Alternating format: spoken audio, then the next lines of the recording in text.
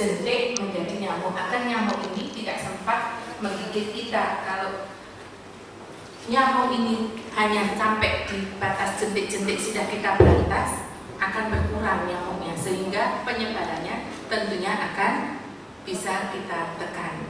Selain dengan fogging ini hanya merupakan salah satu cara untuk memberantas nyamuk, bukan jentik-jentik. Itu di tempat-tempat yang sulit. Nah, yang paling efektif tentunya seluruh masyarakat ikut berperan serta dalam memberantas jentik-jentik ini. Petugas Jumantik kita aktifkan, tapi petugas Jumantik itu di puskes tidak banyak ya. Jadi yang jadi Jumantik ya kita sendiri masing-masing.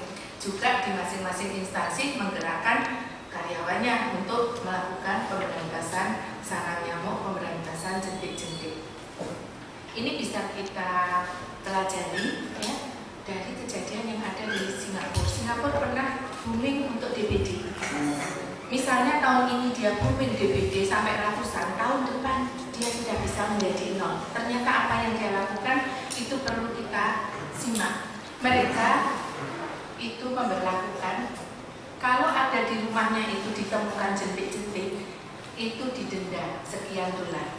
Dan ada petugas yang memeriksa itu, setiap hari dia periksa. Sampai ke pot-pot vas-vas bunga yang ada air jernihnya menggenang, itu dia lihat ada enggak jentik-jentiknya. Siapa ada, kena denda ya. Itu ternyata sangat manjur ya. Tahun depannya sudah nol DBD. Kemudian Bapak Ibu yang dilakukan apa? Penderita DBD yang dirawat di rumah sakit itu di karantina ya, dipisahkan dari penderita yang lain kalau memungkinkan.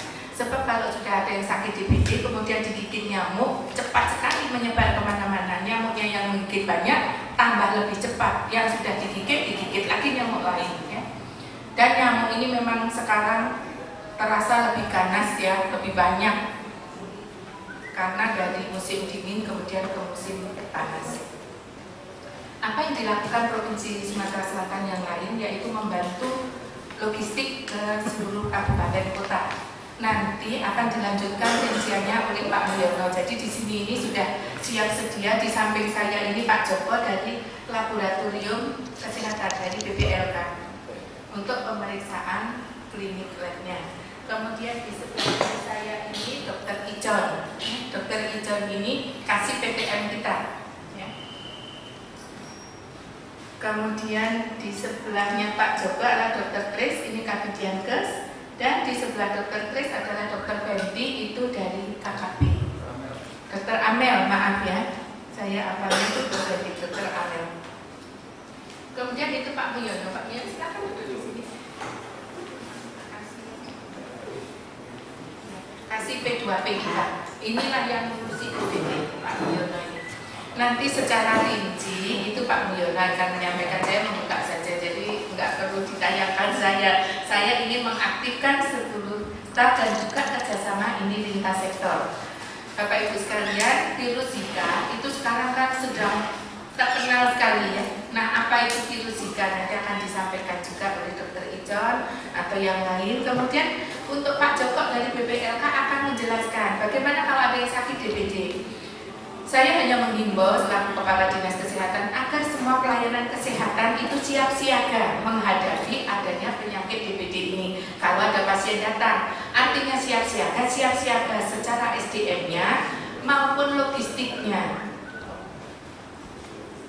Nah, ini sudah kita buat surat edaran ke seluruh kabupaten kota oleh gubernur. Jadi jauh-jauh hari sudah kita berikan edaran itu agar semua ikut mengantisipasi DBD ini.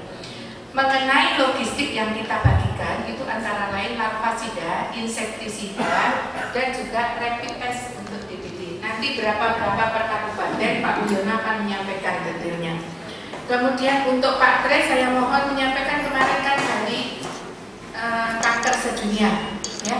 Bagaimana nanti itu tentang kanker ini? Karena memang meningkat ya. Kanker ini salah satu pembunuh kita, terutama untuk wanita.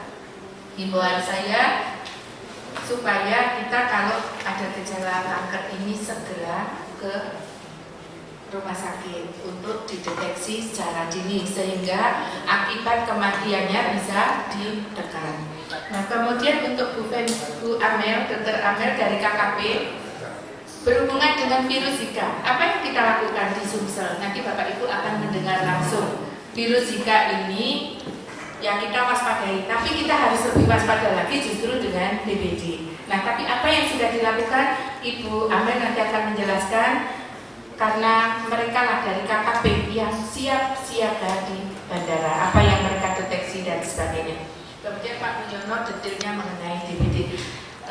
Dan Pak Dika ini mengenai penyakit BTM ya, penyakit tidak menular. Nanti akan bisa menyampaikan lebih banyak. Dan Bapak Ibu perlu diketahui setiap Jumat kita mengadakan acara-acara yang macam-macam Pak, yang gunanya tadi untuk membantu dalam menyampaikan kepada masyarakat agar kita ini terwujud masyarakat yang sehat. Karena yang penting adalah edukasi, dan edukasi yang membuat masyarakat kita menjadi lebih cerdik dan lebih pandai dalam menghadapi semua situasi.